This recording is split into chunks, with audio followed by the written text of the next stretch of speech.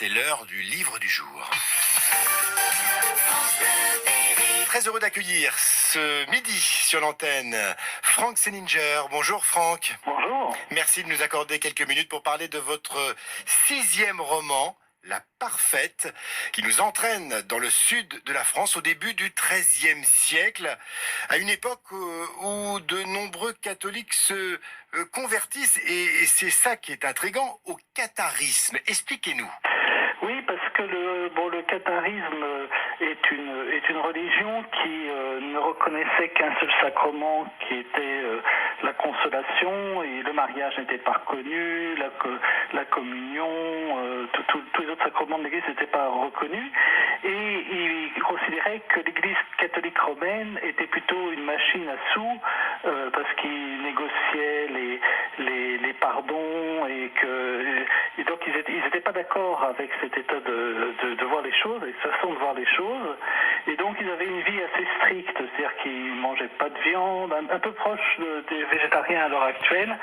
Ils ne mangeaient pas de viande parce qu'on tuait évidemment les animaux pour manger leur chair.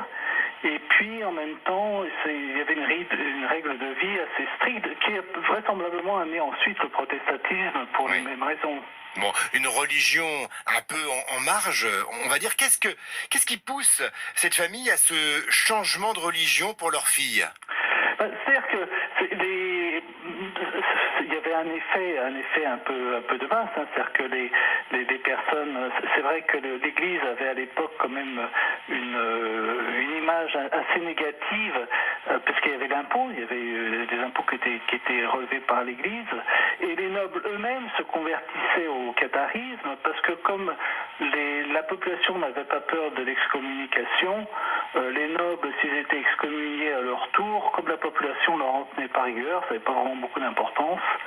Et donc ça faisait boule de neige, et comme les nobles se convertissaient eux aussi, et bien du coup leurs sujets se convertissaient, et tout ça, ça faisait un effet domino qui explique que ça prenait de plus en plus d'ampleur et que l'Église a dû réagir à un moment donné.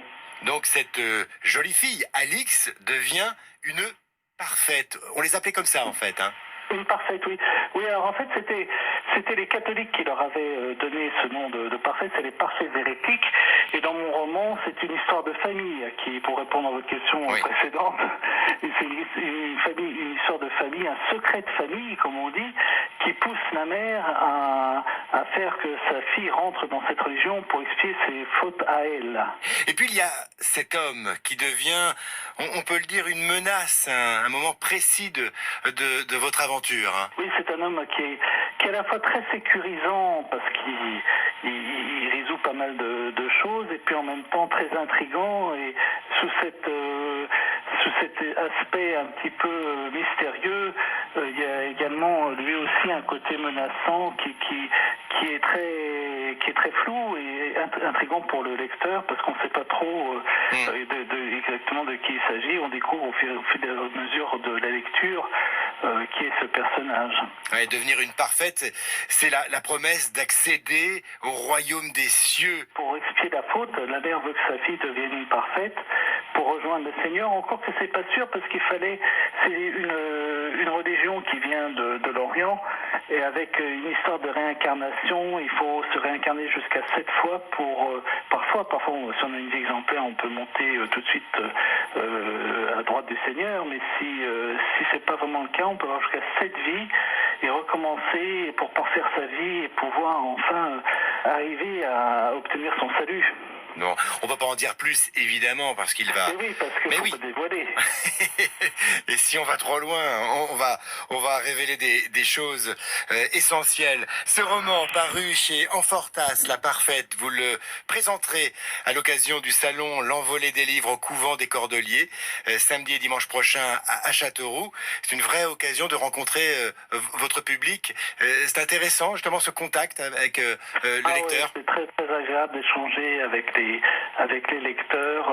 Et parfois, on retrouve des lecteurs qu'on ne connaissait pas, qui ont lu des livres, parce que vous l'avez signalé, c'est mon 6e roman. Des personnes qui ont déjà lu des livres, ça arrive à des personnes qui disent « Ah, c'est vous !» Donc, c'est extrêmement agréable d'être comme ça en contact avec son lectorat, et puis d'échanger sur des différents différents ouvrages. Hein. Frank Sessinger, merci beaucoup. Je vous en prie, c'est un plaisir.